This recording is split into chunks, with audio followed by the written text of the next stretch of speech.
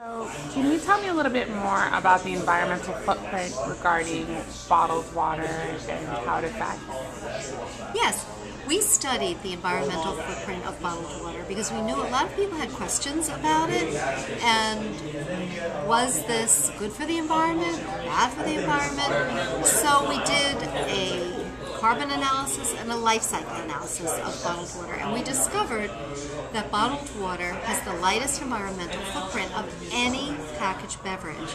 And we know that people every day purchase 1 billion packaged beverages a day of all different kinds of beverages. So if you're choosing bottled water as your packaged beverage choice, you're choosing the packaged beverage with the least environmental footprint of any other, and we would say the healthiest calorie-free choice as well.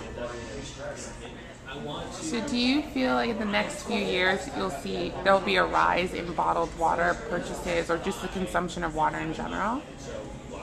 So you're asking me about the future of bottled water and trends in what people are drinking and beverage consumption. And I can say there is a revolution taking place. There really is a sea change in what people are choosing to drink. And we expect by the end of this decade that people will drink more bottled water than they will soft drinks, which is a really big change for Americans' beverage consumption habits. But this started 25 years ago. And when it started was when people first started to find those small, portable, toteable bottles of water in their convenience stores, at the movies, at the airport. Those bottles first came on the market about 1990. And once people found those side by side with other beverage choices in the cooler, at a store, they started to choose water. They wanted more water in their lives and that for their kids.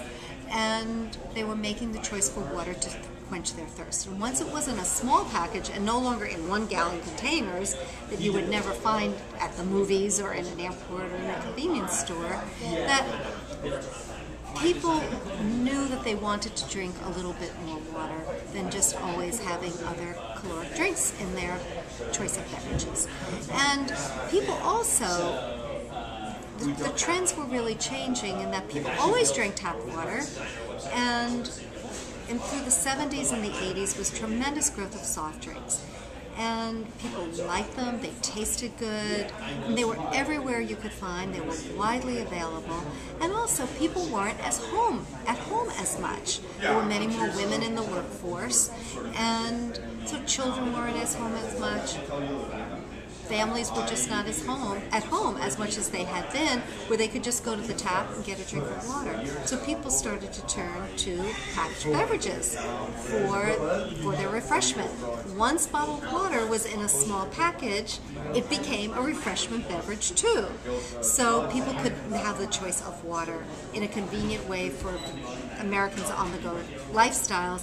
They could grab one and go and have it wherever they wanted to.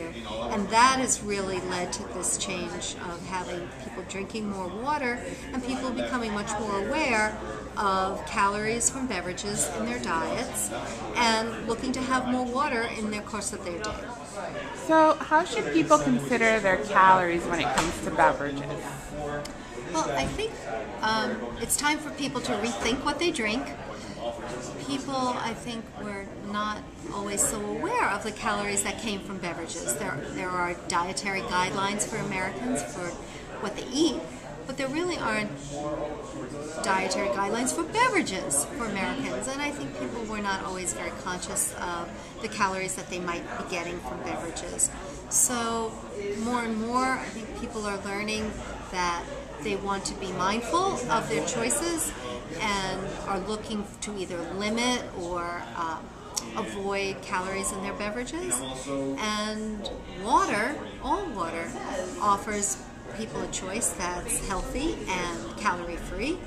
And bottled water makes it easy to get water into their day, particularly for Americans who are on the go and are most accustomed to drinking from packaged beverages.